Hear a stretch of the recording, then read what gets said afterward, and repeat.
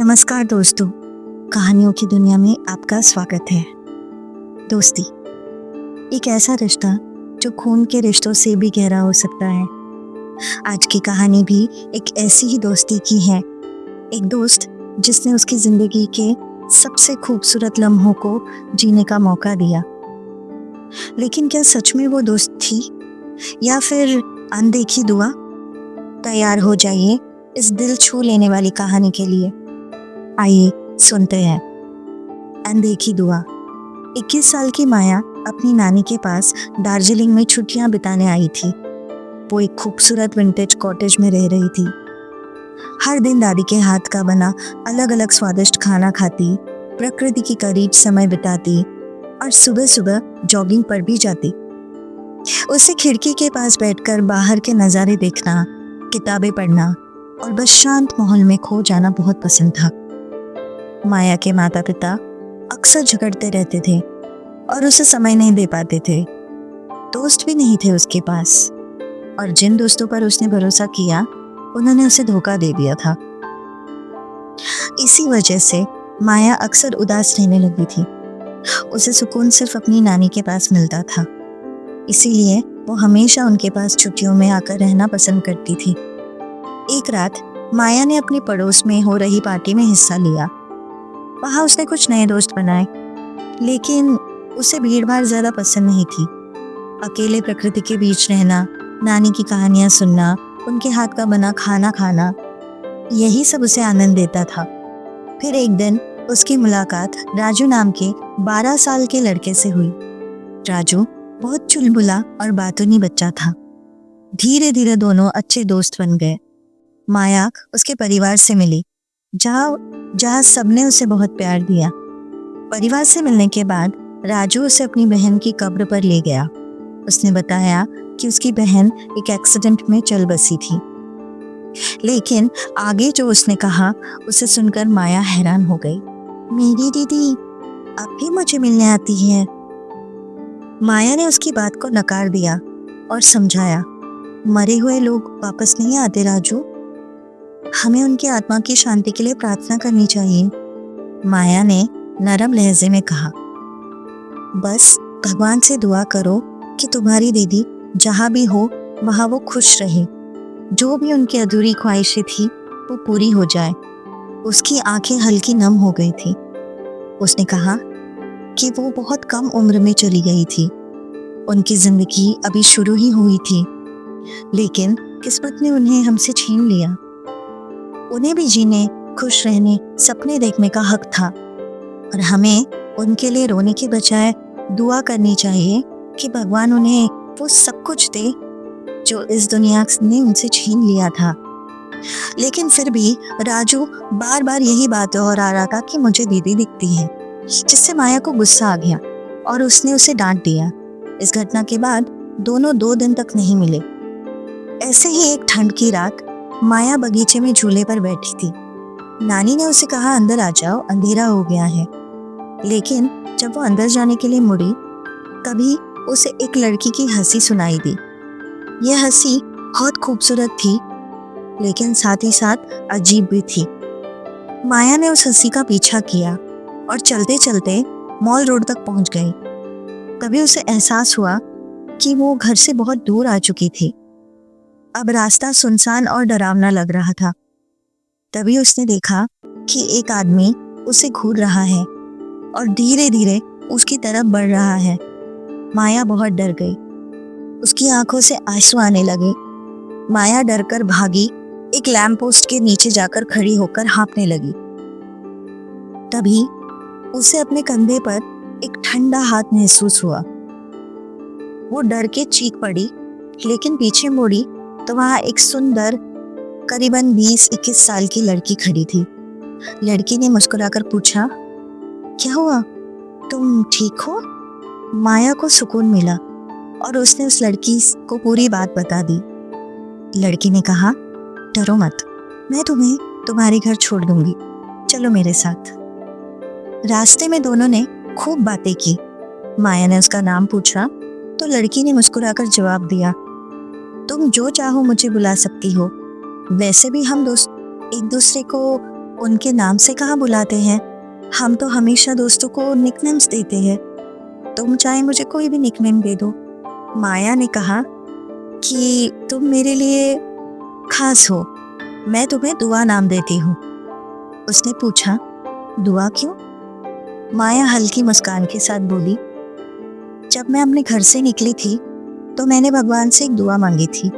मैंने कहा था, इस बार की छुट्टियाँ मुझे वो सब कुछ दे जो मेरी जिंदगी ने मुझसे छीना है। वो खुशी, वो अपनापन जो मैं सच में डिजर्व करती हूँ।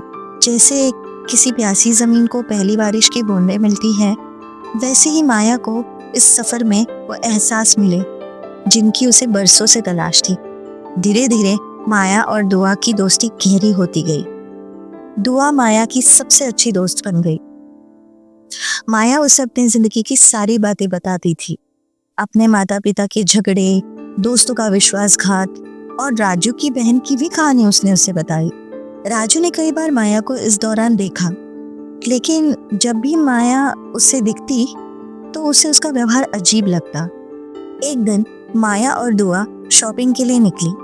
जब वे लौट रही थी तो माया ने दुआ को राजू की बहन की कब्र दिखाई और बताया कि राजू का मानना है कि उसकी बहन अब भी उससे मिलने आती है, और कहा कि यह अंधविश्वास भी ना। लेकिन इस पर दुआ ने कहा, ऐसी बात नहीं है माया, कुछ लोग अपनों को छोड़कर कभी नहीं जाते। कभी साये बनकर, कभी दोस्त बनकर वो हमारे आसपास ही रहते हैं। माया को उसकी बातें थोड़ी अजीब लगी, लेकिन माया उस चीज़ को इग्नोर कर देती है। फिर माया ने दुआ से कहा कि कल मेरा जन्मदिन है और वो चाहती है कि दुआ उसके घर आए। लेकिन दुआ ने कहा, बेस्ट फ्रेंड्स तो अपनी बेस्ट मोमेंट्स बेस्ट जगह पे मनाते हैं, हम इसे सनसेट पॉइंट पर मनाएंगे। अगले दिन माया ने अपनी जिंदगी का सबसे अच्छा जन्मदिन मनाया। उसने कभी नहीं सोचा था कि कोई उसका इस तरह जन्मदिन मनाएगा। उससे पहली बार किसी ने सच्ची खुशी दी थी। दूसरे दिन हमेशा की तरह माया दुआ का इंतजार कर रही थी उसी मॉल रोड के कैफे में। लेकिन बहुत वक्त हो गया, दुआ आई ही नहीं। इसी तरह माया 3 दिन तक लगातार उसका इंतजार करती रही, लेकिन वो आई नहीं। इस बीच राजू ने माया को अकेले देखा तो उसने उसके साथ बात करने की कोशिश की। माया उदास थी। वो राजू को गले लगाकर रोने लगी। तब राजू ने कहा, दीदी रो क्यों रही हो? और दीदी मुझे एक बात बताओ, आप हर रोज यहाँ अकेले क्यों घूमती हो? अकेले किससे बातें करती हो? किससे हंसती रहती हो? आप ठीक है ना दीदी? ये हिल स्टेशन है दीदी, यहाँ पर रात को अकेले घूमना ठीक नहीं। यहाँ कई बार तूफान आते हैं। माया ने उस चीज को इग्नोर किया। तीसरे दिन माया हमेशा की तरह उसी कैफे में जाकर बैठी, उसी इंतजार में कि कहीं से उसकी दुआ उसे फिर मिल जाए। अचानक कैफे की मालिक की बेटी सिया माया के पास आकर बैठी और उसने कहा कि आपकी इजाज़त हो तो एक बात पूछूं? माया ने कहा, हाँ पूछिए। आप हर रोज़ यहाँ अकेली आती हैं, अकेले बातें करती हैं, अकेले हंसती हैं, क्या आप ठीक हो? माया चौंक गई। उसने गुस्से में जवाब दिया, मैं अकेली नहीं होती, मेरी दोस्त होती है मेरे साथ। लेकिन सिया ने कुछ तस्वीरें दिखाई। उसने कहा कि कुछ दिनों पहले जब आप कैफ़े आती थी, मेरे दोस्त का जन्मदिन था और उसी की तस्वीरें मेरे पास है। उन तस्वीरों में 3 तस्वीरें ऐसी हैं जिनमें आप भी हैं। आप उसमें हंस रही हैं, बातें कर रही हैं, मगर अकेले।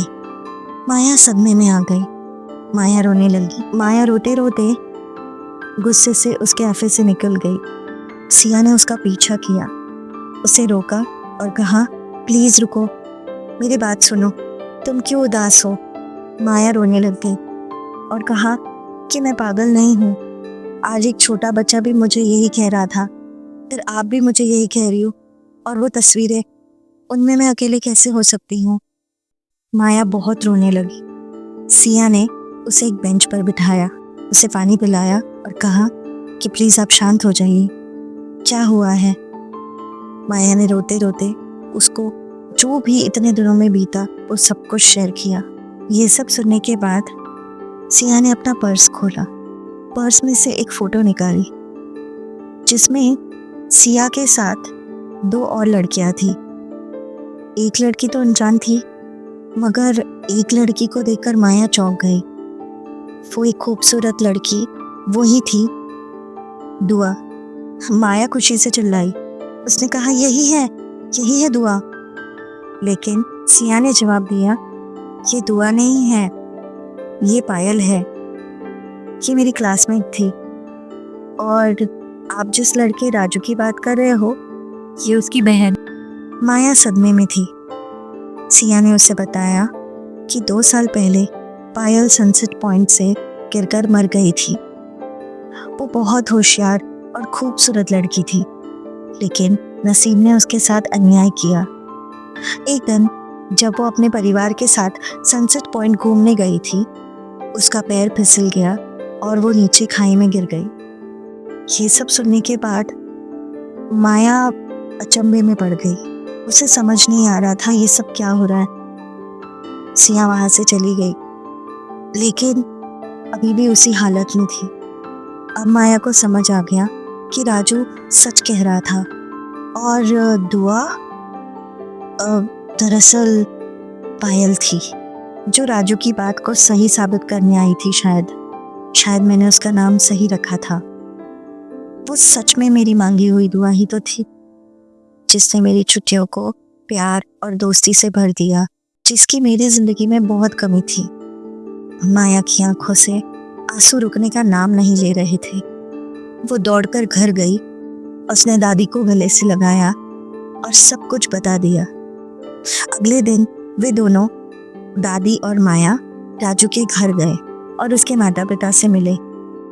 माया ने राजू के माता पिता से पायल की तस्वीर घर में लगाने की विनती की।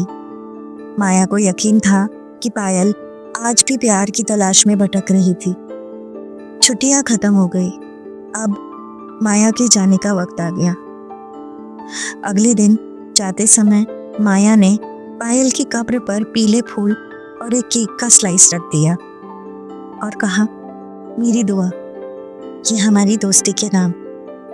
फिर वो गाड़ी में बैठी और जब गाड़ी आगे बढ़ी तो माया ने पलट के उस ग्रेव की तरफ देखा तो फूल तो वही थे, लेकिन केक गायब था।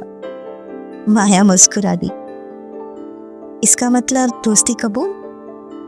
अब माया अपने साथ वही यादें लेकर जा रही है, लेकिन उसने ये ठान लिया कि अगले साल वो फिर आएगी। क्या पता उसकी दुआ अगले साल भी कबूल हो।